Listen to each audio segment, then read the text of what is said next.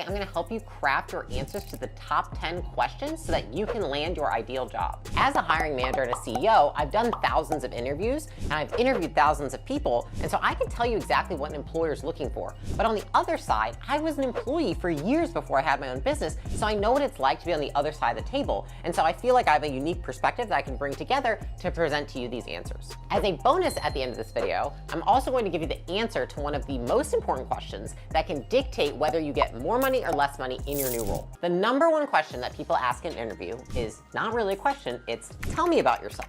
An open-ended question that most people misinterpret. Why do they misinterpret it? I can tell you that 9 times out of 10, when I say, tell me about yourself to somebody on an interview, what they come back with is they want to tell me their whole life story. Well, I grew up in Connecticut and I went to listen, nobody gives a fuck. They don't care about your life story. They don't care where you grow up. You're wasting their time. They need to get to the next interview. What they actually want to know is give me your sales pitch as to why you're fit for this role. They want to hear your sales pitch. Why are you uniquely qualified? What experiences do you have that relate to the role that then make you the right candidate? What they're really asking when they say, tell me about yourself, is they're saying, what value do you bring to this company and role? So I want you to not even think. When someone says, tell me about yourself, switch. It's what value do you bring to this company and role? How do you go about answering this question? The first piece is what you want to say is where you've been. So say you're applying for a customer success representative or a customer success manager. I've been a customer success manager at 3 of the Fortune 500 companies and over the last 8 years. And what I was able to do at those 3 companies is drive X, Y, and Z results. So the first thing you want to do is say what you have been, the exact title and role, and what results you have driven.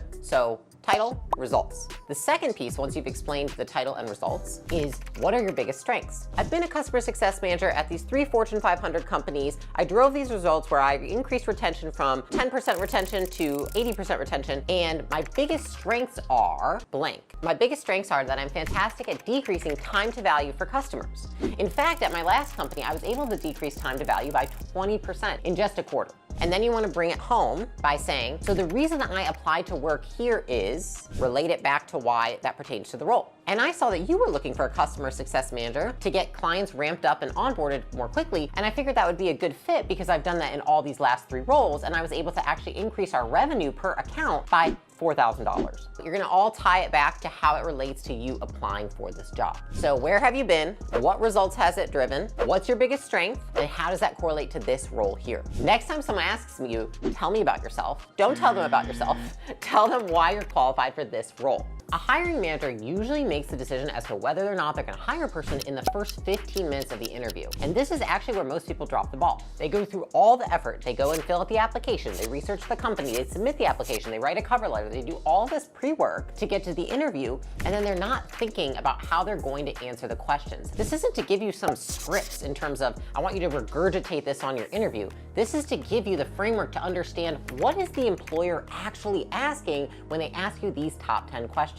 The second most asked question on an interview is, walk me through your resume. What I see a lot is that people go line by line. It's like, first I worked at Subway, then I worked at this, and I had an internship, and it's like nobody, again, gives a fuck. They want to hear about the relevant experience. So the first thing you want to do is you want to skip through anything that's not related to this job. If it doesn't pertain to this job in any way and it adds no value to them, then don't talk about it. So only pick the experiences that relate to this specific role. Take those experiences and translate them to them. They've already read your resume. That's why you're here for the interview. They don't want you to read it off and say the exact same things from the resume. What they want you to do is talk about how each of those experiences translates to this role, because you've done the research on the company, you've done the research on the role, and you can translate it for them. The third most common question asked in an interview is, why do you want to work at this company? I have done thousands of interviews, and most of the time, surprisingly, this answer is not answered correctly. What they want to hear is how much research you've done on the company and how excited you are about the role. They want to hear someone that relates to the mission. They really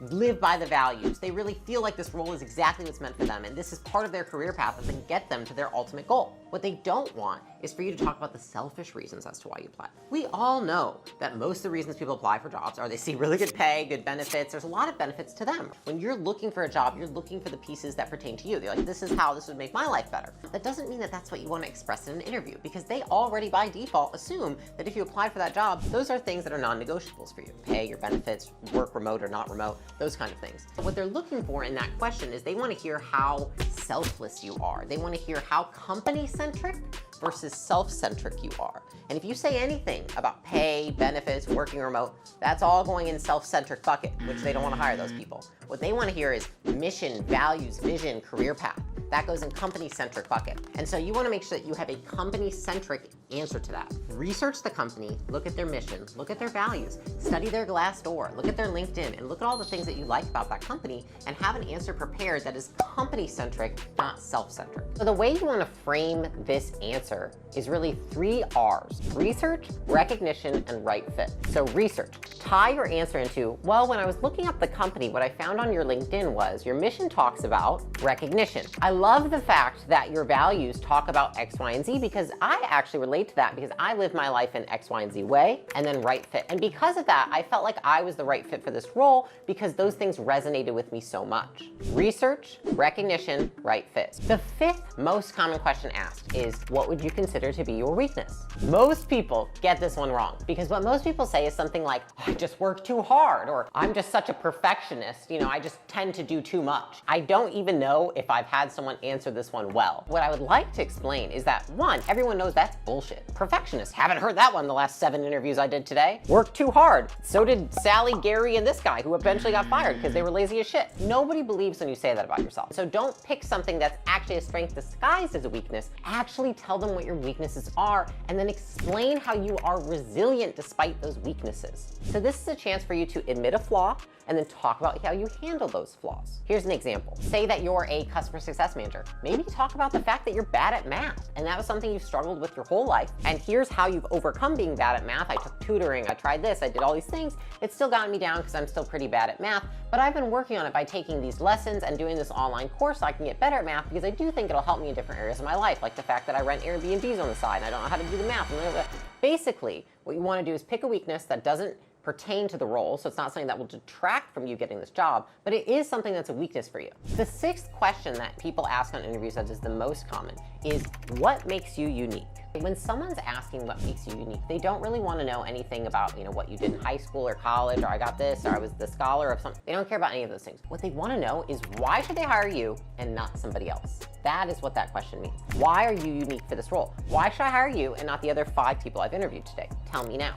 That's what this question is asking. When you are presenting, why should they hire you and not somebody else? What I want you to think about is unique pairings.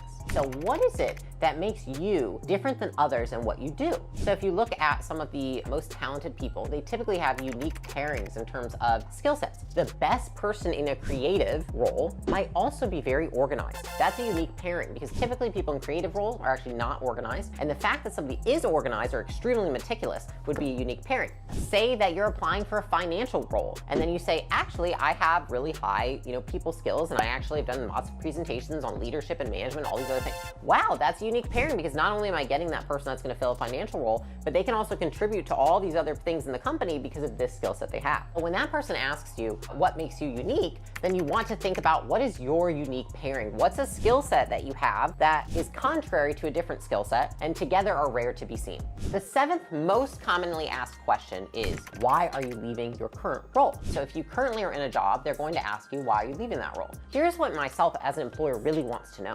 What are the red flags that are the reason that you're leaving, and do they exist here in this company? So that I can just stop this now because maybe it's not a fit. And that's what they really want to know is, are there the same things there that there are here? And so if there's any crossover, then that's not something that they would want because they don't want you to just leave this job too. What they don't want is they don't want you to sit there and complain about your last job, to talk shit about your last employer. Even if you're like, oh, listen, if you say, I'm not trying to talk shit, you're talking shit because you're just literally what's going to follow that is shit talking. But the fact that you said, I'm not trying to talk shit, you're hiding it. They can sense that. Don't do it. Just say, here's the reasons I left, and I don't think that pertains to this role here. Even better is to say, here's the reasons I left, and the reason that I'm so interested in this job is because you've expressed these things, which are the things that I want that I didn't have here. The 8th most commonly asked question is, what are your career aspirations? What does an employer actually want to know? They want to know, how long are you going to be here? That is what it means when they say, what are your career aspirations? Don't bullshit. It's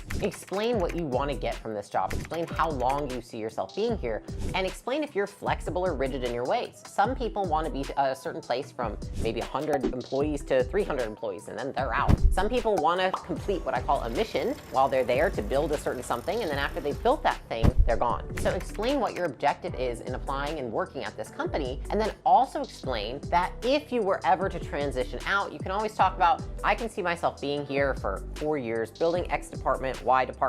Beyond that, I don't know if there's room for me, but I can see myself being here and committing a solid 4 years. And obviously, you know, when the time comes that I was no longer needed, there's no more growth, I would always make sure to backfill myself, because that's what people are really scared of. They're scared of you leaving and not backfilling yourself. Be honest, but also talk about the things that you would do if the time came when you were no longer a fit.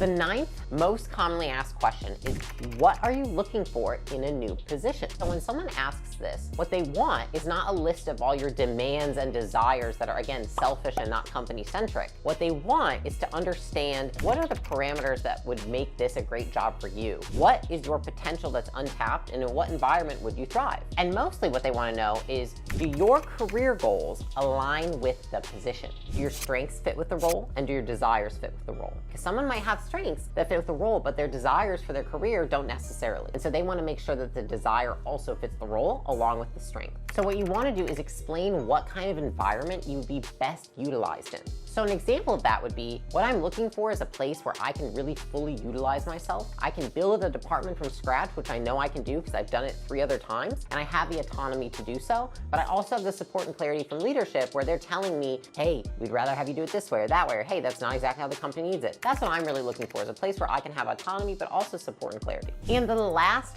most frequently asked question in a job interview is, do you have any questions for me? This is always what people are going to ask towards the end of the interview, sometimes even in the beginning of the interview. And here's what they want. They want to know that you have thought about this decision. What they don't want is somebody who is thoughtless, who says, no, I really don't have any other questions. You don't have any other questions about the place you want to be for the next 2 to 4 years? That's bananas. Most people have questions. Most people just haven't sat and taken the time to think about what their questions are. So here's how I would answer that question. 1, be specific. Pull out a line from the job description that was on the posted site and say, I have a question about this piece that you wrote in the job description. 1, that shows that you read the job description, which a lot of people don't do thoroughly. And then 2, it shows that you were thoughtful enough to ask a question about it. The second thing you can do is you can ask, how would I exceed your expectations in this role? The best interviews I've had have been where candidates have asked me, how could I not meet your expectations, but exceed your expectations? And that's a great question for an employer, because then they're thinking, how would this person impress me?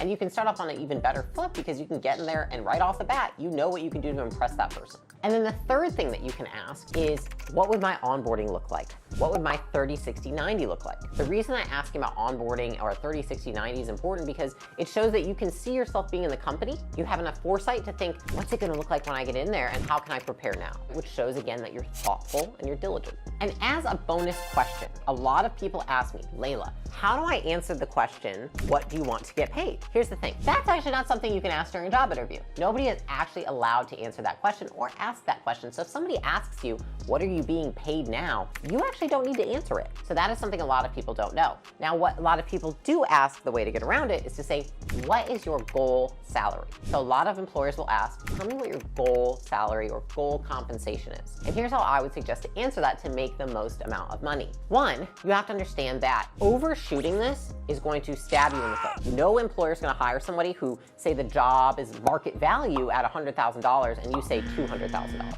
They're just not going to do that. And trust me, I have had that happen. And it's not appreciated because it's unrealistic. And so here's what you want to do to prepare for that question.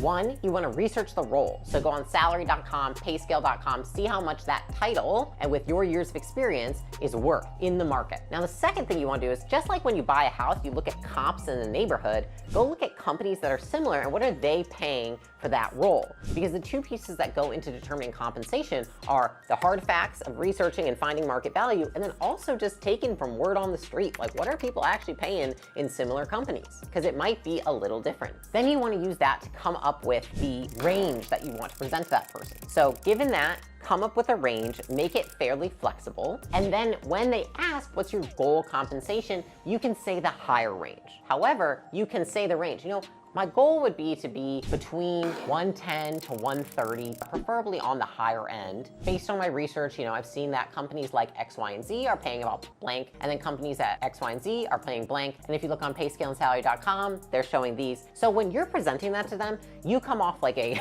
logical, rational thinking adult. Ultimately, the way that you present it and showing and telling them that you've done the research will probably get you paid more than if you don't.